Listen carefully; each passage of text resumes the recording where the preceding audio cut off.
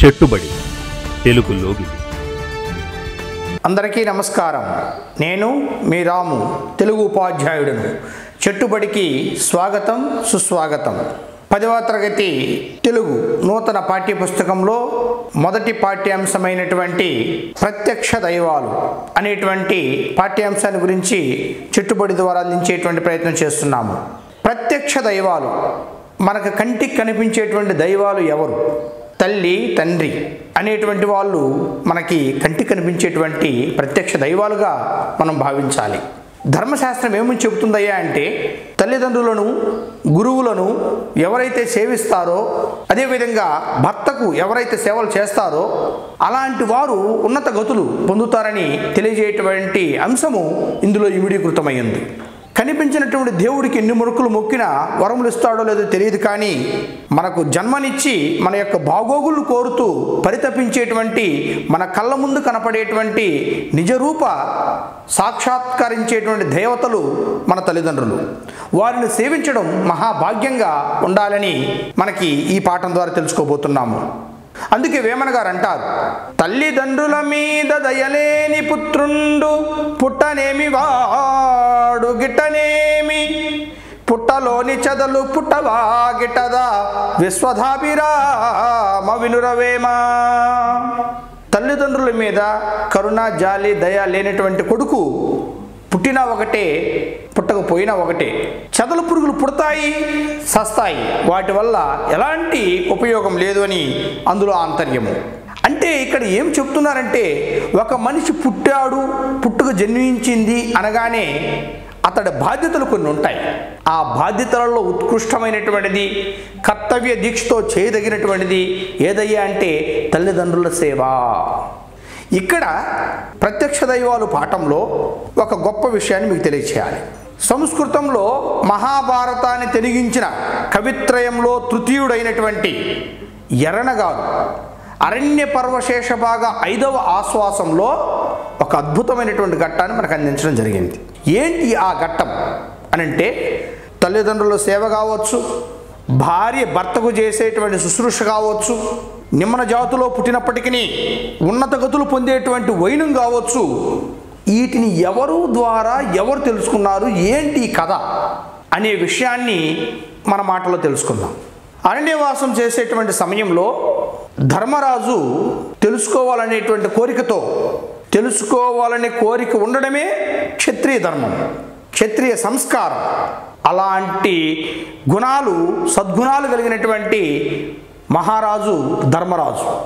అలాంటి ధర్మరాజు అరణ్య వాసంలో ఉన్నప్పుడు ఇహపరాలను గురించి సూక్ష్మ బుద్ధితో చూడగలిగినటువంటి మార్కండేయ మహర్షిని ఆశ్రయించి, మహర్షి, ఈ లోకంలో భర్తను సేవిస్తూ పతివ్రతలుగా పేరుదినటువంటి వారి కథలు కావచ్చు, తల్లిదండ్రుల సేవతో శుశ్రూష చేసి ఉన్నత గతులు పొందినటువంటి వారిని గురించి కావచ్చు, అదేవిధంగా తక్కువ కులంతో పుట్టి విలువలతో వెలుగొందినటువంటి వారి కథలను నాకు అందించగలవా అని అడుగగా, ధర్మవ్యాధుడి కథను ధర్మరాజుకు తెలియజేస్తాడు మార్కండేయ మహర్షి. ఆ కథ ఏంటి, ఆ కథలో జరిగినటువంటి ఒక చిన్న ఘట్టము ఈ పాఠంలో మనం చూస్తాం. ఏంటి అది ఆ ఘట్టం అనంటే, కౌశిక మహర్షి అనేక శాస్త్ర విద్యలు గురువు దగ్గర నేర్చుకున్న పిమ్మట తన యొక్క విద్యాభ్యాసం ముగిసిందని గురువు ప్రకటించాడు. గృహస్థాశ్రమంతో నువ్వు పునీతుడు కమ్మని ఆజ్ఞాపించినప్పుడు మహర్షి, ఇంకా నేను తెలుసుకోదగినటువంటి జ్ఞాన సముపార్జన చాలా ఉంది అనేటువంటి భావనతో ఆయన గృహస్థాశ్రమ యొక్క సేవను వదిలి, అంటే తల్లిదండ్రులు వదిలేసి ఆయన ఇంకా విద్య నేర్చుకునే దానికోసం వెళ్తాడు. అలా వేదాధ్యయనం చేసేటువంటి ఒక తరుణంలో ఓ మర్రి చెట్టు కింద వేదాధ్యయనం జరుగుతుండగా ఒక పిట్ట తన మీద రెట్ట వేస్తుంది. తన యొక్క చూపు ఆ పిట్ట మీద పడగానే ఆ పక్షి భస్మమవుతుంది.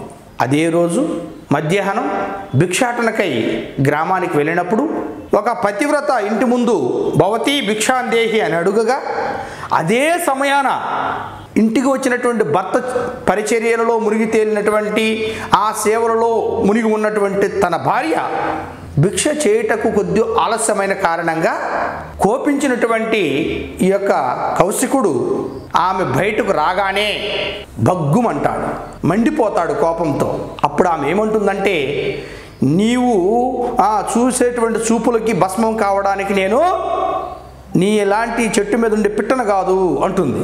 ఈ విషయం ఈమెకి ఎలా తెలుసు అని ఆశ్చర్యచకితుడైనటువంటి కౌశికుడు కుతూహలంతో, తల్లి క్షమించు, నీకు ఇంకా ధర్మార్థ సూక్ష్మ విషయాలు కావాలి అంటే మిథిలా నగరంలో ఉండేటువంటి ధర్మవ్యాధుడి దగ్గరికి వెళ్ళు అని చెబుతుంది. ఆ ధర్మవ్యాధుడి దగ్గరికి వెళ్ళినటువంటి కౌశికునకు తల్లిదండ్రుల సేవతో ఆయన పొందినటువంటి ఇహపర భాగ్యాలు ఏవైతే ఉన్నాయో వాటిని కళ్ళ కట్టినట్టుగా చిత్రీకరించడమే.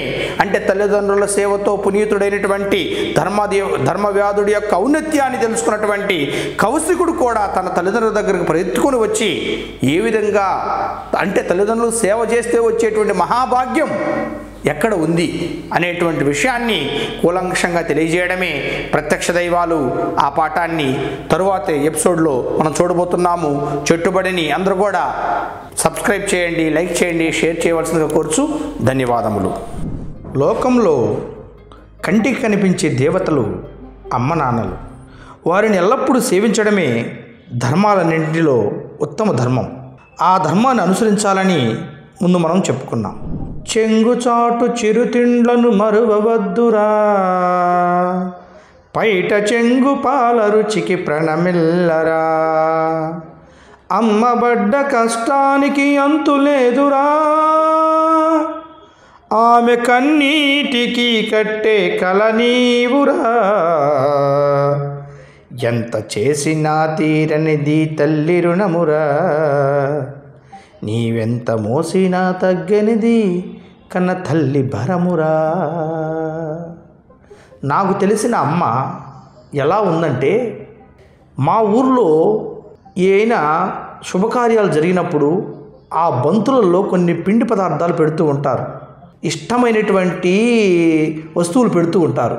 ఆ రాత్రి వేళ నేను నిద్రపోతూ ఉంటే నాకు ఇష్టమైనటువంటి ఆ పిండి వంటల్ని తాను తినకుండా వారిచ్చినటువంటి ఆ డిస్పోజ్ గ్లాసులో వేసుకొని చెంగుచాటును పెట్టుకొని ఉదయాన్నే నిద్ర లేపి, నాయన ఇద్దు నీకు ఇష్టమైన బాదుషా, ఇద్దో నాయన నీకు ఇష్టమైన జాంగ్రీ అని పెట్టినటువంటి ఆ తల్లి ఎట్లా మర్చిపోతాం.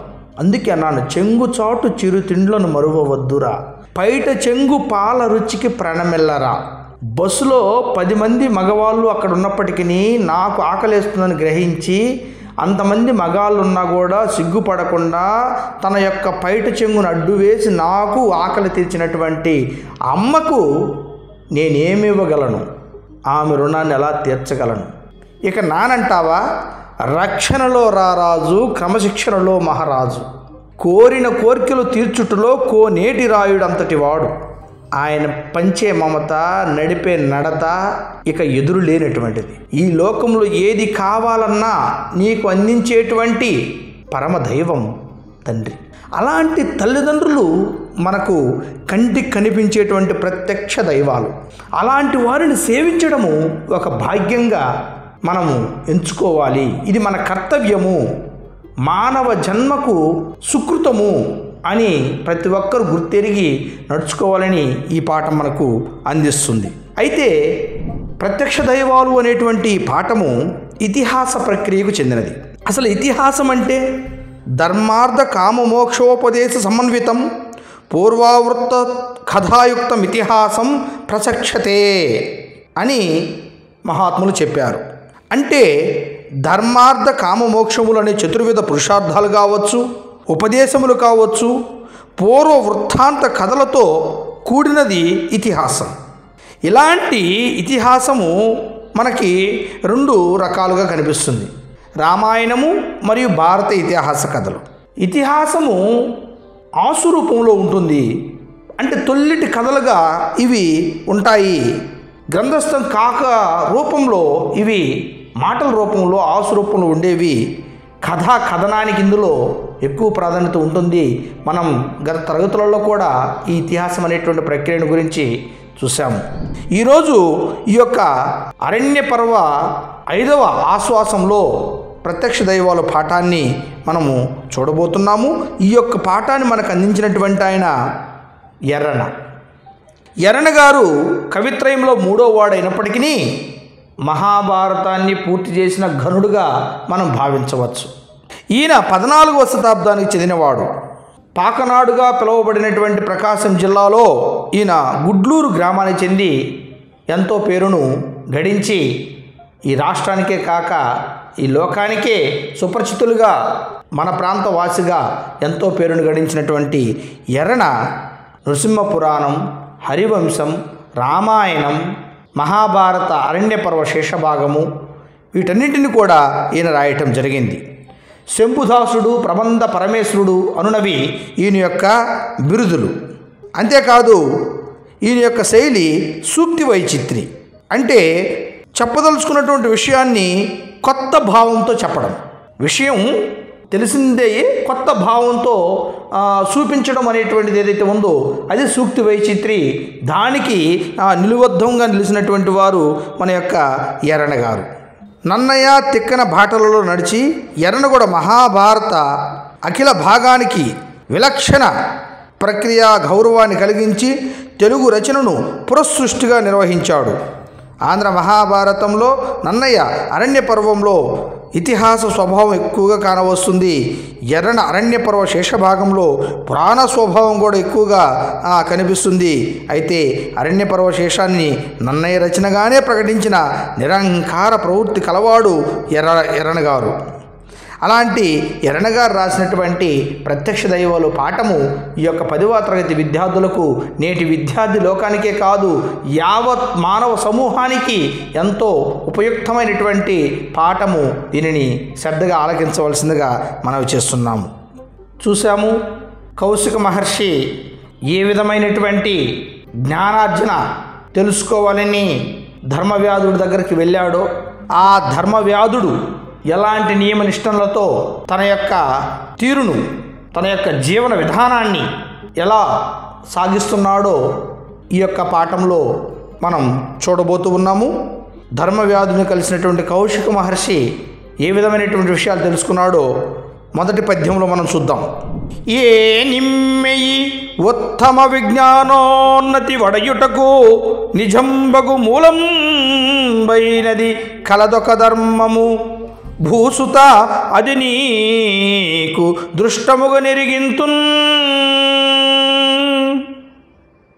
ఇంకొకసారి విద్యార్థులారా, ఏ నిమ్మెయి ఉత్తమ విజ్ఞానోన్నతి వడయుటకు నిజంబగు మూలం అయినది కలదొక ధర్మము భూసుత అది నీకు దృష్టముగా నెరిగింతున్. భూసుత భూమి అందలి ప్రజల చేత స్తుతింపబడిన ఓ కౌశికముని, ఏ నిమ్మెయి నేను ఈ రీతిగా ఉత్తమ విజ్ఞానోన్నతి పొడయుటకు, ఉత్తమమైనటువంటి విజ్ఞానంతో అలరారడానికి నిజంబగు మూలంబైనది, నిజమైనటువంటిది ఆధారభూతమైనటువంటిది కలదొక ధర్మము. నేను ఒక ధర్మాన్ని ఆశ్రయిస్తూ ఉన్నాను, ఒక ధర్మము దీనికి మూలము, నా జ్ఞానోన్నతికి కారణమది. అది నీకు దృష్టముగా నెరిగింతున్, అది నీకు ప్రత్యక్షంగా చూపిస్తాను రా అంటూ ఆ యొక్క కౌశిక మునిని తన యొక్క ఇంట్లోకి తీసుకువెళ్ళాడు మన యొక్క ధర్మవ్యాధుడు.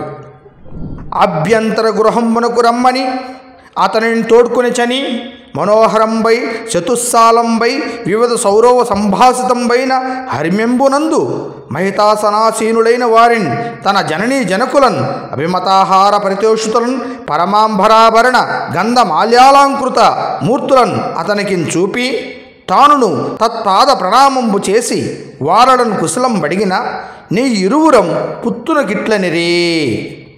ఒక్కసారి ఈ వచనాన్ని మనం అర్థం చేసుకుందాం. అభ్యంతర గృహమునకు, అభి ప్రియమైనటువంటి, ప్రియమైన గృహంబునకు, అంతరం అంటే లోపలి, ప్రియమైనటువంటి వారు మాత్రమే వెళ్ళేటువంటి ఆ యొక్క గృహములోకి రమ్మని, ఆ యొక్క కౌశిక మహర్షిని రమ్మని అతనిని తోడుకొని చని తనతో కూడా అతను తీసుకుని వెళ్ళి మనోహరంబై ఎంతో అందమైనటువంటి చతుస్సాలంబై నలుదిక్కుల నుంచి ఆ గాలి వీచే విధంగా వివిధ సౌరవ సంవాసితంపైన అనేక పరిమళాలను సుగంధ పరిమళాలను వెదజల్లేటువంటి ఆ యొక్క హర్మ్యమునందు ఆ యొక్క భవనమునందు మహితాసనాసీనులైన గొప్ప పీఠంపై ఆసీనులైనటువంటి వారిన్ తన తల్లిదండ్రులైనటువంటి వారిని తన జననీ జనకులన్ అభిమతాహార పరితోషితులన్ కోరినటువంటి ఆహార పదార్థాలు తిని శరీరంతో ఎంతో చక్కగా సంతోషంగా ఉండేటువంటి పరమాంబరాభరణ ఇష్టమైనటువంటి పట్టు వస్త్రాలతో అలరారేటువంటి గంధమాల్యాలంకృతమూర్తులన్ సుగంధ ద్రవ్యాలతో పూలతోటి అలంకృతులుగా ఆవిష్కరించబడినటువంటి ఆ తల్లిదండ్రులను అతనికి చూపి ఆ యొక్క కౌశికునికి చూపి తానును ఆ యొక్క ధర్మవ్యాధుడు కూడా తత్పాద ప్రణామంబు చేసి ఆ తల్లిదండ్రులు ఇరువురు పాదాలకు నమస్కరించి వారిని కుశలం బడిగినా ఎలా ఉన్నారు నాన్నగారు అమ్మగారు అని అడగగా నీ ఇరువురం పుత్తున గిట్లనిరి ఆ ఇరువురు దంపతులు తల్లిదండ్రులు ఆది దేవతలు ఈ విధంగా ఆ కొడుకుతో అన్నారు. ఏమన్నారు ఒకసారి చూద్దాం. అన్న కుమార నీ ఎట్టి సత్పుత్రుండు గలుగ మాకేమిట కడమ చెప్పుము నీ చేయు ధర్మంబ నీకు తోడయ్యడు పరమాయురర్ధ సంపదల గనుము నీ చరిత్రమున నిఖిల వంశము పవిత్రమయ్యే మానుష దేహమేల ధరించితో కాని తత్వము అరయా పరదేవత నీవు సంధ్యము వలదు వాంగ్మన కర్మముల పితృవత్సలత్వము ఒకరూపుగా జలుపుచునున్న ఎట్టి సద్గుణాకారు నిన్నెన్ని జమదగ్నున్నకని ఎన్నగా తగుగాక వరులుగలలే. ఇంకొకసారి పద్యాన్ని చూద్దాం. అన్న కుమార నీ ఎట్టి సత్పుత్రుండు గలుగా మాకేమిట కడమ చెప్పుమా నీ చేయు ధర్మంబ నీకు తోడయ్యడు పరమాయురర్ధ సంపదలు గనుము నీ చరిత్రంబున నిఖిల వంశము పవిత్రమయ్యే మానుష దేహమేల ధరించితో కాని తత్వమారయ పరదేవతవు నీవు సంధ్యము వలదు వాంగ్మన కర్మముల పితృవత్సలత్వము ఒక రూపుగా జలుపుచునున్న ఎట్టి సద్గుణాకారు నిన్నెన్ని జమదగ్నున్నకని ఎన్నగతుగుగాక ఒరులుగలరే. అంటే అర్థం ఏంటయ్యా అంటే అని అంటున్నారు. అన్న కుమార ప్రియమైన అన్న అంటే ఇక్కడ ప్రియమైన వాడా అని. అన్న కుమార ప్రియమైనటువంటి కుమారుడా నీ ఎట్టి సత్పుత్రుండు గలుగ మాకేమిటి కడమ చెప్పుమా. కడమ అంటే కష్టాలు. నీలాంటి గొప్ప కుమారుండి కన్నా మాకు ఇంకేమి ఇబ్బందులు ఉంటాయి నాయన. నీ చేయు ధర్మంబా నీకు తోడయ్యడు. నువ్వు చేసేటువంటి ఈ యొక్క సేవ ఏదైతే ఉందో, నువ్వు ఆచరించేటువంటి మా యొక్క శుశ్రూష ఏదైతే ఉందో, నువ్వు పాటించేటువంటి విధానాలు ఏవైతే ఉన్నాయో ఆ ధర్మము నీకు తోడుగా ఉంటుంది. పరమాయురర్ధ సంపదలు గనుము ఎనలేనటువంటి ఆయుష్ని మరియు సంపదలని నువ్వు పొందుము. నీ చరిత్రంబున నీ యొక్క పుట్టుక చేత నిఖిల వంశము పవిత్రమయ్యే. నువ్వు చేసేటువంటి యొక్క సత్కార్యముల చేత కావచ్చు, నీ పుట్టుక యొక్క తిరుతెనుల వల్ల కావచ్చు, నీ వంశమే పావనమైనది. మానుష దేహమేల ధరించుతువో గాని మనిషి శరీరాన్ని ధరించినటువంటి వాడవే కావచ్చు, కానీ తత్వము అరయా విచారించి చూస్తే పరిశీలించగా పరదేవతవీవు, నువ్వు మామూలు మనిషివి కాదు, దేవతలలో కూడా చాలా గొప్పవాడివి. సంధ్యము వలదు, ఏ మాత్రము అందులో సంకోచము లేదు. వాంగ్మన కర్మముల మనకుండేటువంటి వాక్కు, మనసు, శరీరము త్రికరణ శుద్ధి అంటారే, ఈ మూడింటిలో పితృవత్సలత్వం ఒక్క రూపుగా త్రికరణ శుద్ధిగా నువ్వు చేసేటువంటి తల్లిదండ్రుల సేవ ఎడల ఏదైతే ఉన్నావో అలాంటి సద్గుణాకారు సకల గుణాలకి ఆలవాలమై నువ్వు నడుచుకునేటువంటి ఆ తీరును చూసావు. తల్లిదండ్రుల ఎడలు నువ్వు చూపించేటువంటి ఆ యొక్క తీరు ఏదైతే ఉందో దానివల్ల నువ్వు జమదగ్నున్నకన్నెన్నగతగుగాక. జమదగ్ని మహర్షి తల్లిదండ్రుల కోసం చేసినటువంటి త్యాగము, సాహసం ఏదైతే ఉందో ఆయన కంటే ముందు నిన్ను చెప్పాలి. నిన్ను చెప్పిన తర్వాతనే ఆయన యొక్క పేరును ప్రస్తావించవలసి ఉంటుంది. ఎవరులు గలరే ఇంకొకరు అసలు రారు లేరు అని నా యొక్క భావం నానా అని చెప్పి తన బిడ్డ యొక్క ఔన్నత్యాన్ని ఆ తల్లిదండ్రులు ఎంత ప్రేమగా చెప్పారో ఈ పద్యంలో చూసాం. చూడండి విద్యార్థులారా, ఒక విషయము, తల్లిదండ్రులు బిడ్డల్ని ప్రేమతో అంత గొప్పగా చెబుతున్నారు అంటే ఆ తల్లిదండ్రులకు ఆ బిడ్డ ఇచ్చినటువంటి స్థానం. ఊరక మాటలు చెప్పే తల్లిదండ్రులు ప్రేమతో చెప్తుంటారు. మామూలుగా బిడ్డల ఎడల తల్లిదండ్రులకు ఎప్పుడు ప్రేమ ఉంటుంది, కానీ బిడ్డలే తల్లిదండ్రుల ఎడల ప్రేమను చూపించడం చాలా తక్కువగా ఉంటుంది. కానీ వాస్తవంలోకి వెళ్ళినప్పుడు ఆ తల్లిదండ్రులను మనం కానీ సుఖ సంతోషాలతో మురిపెంతో అలా కానీ ఆదరిస్తే అది ఆ జీవితము, ఆయన యొక్క జీవన ప్రయాణము స్వర్గధామమే అని మనకు తెలియవస్తుంది. ఈ విషయాన్ని ఎవరు చూశారు? మన యొక్క కౌశిక మహర్షి చూశాడు. చూసి ఏం జరిగిందో తర్వాత చూద్దాం అని పల్లికి.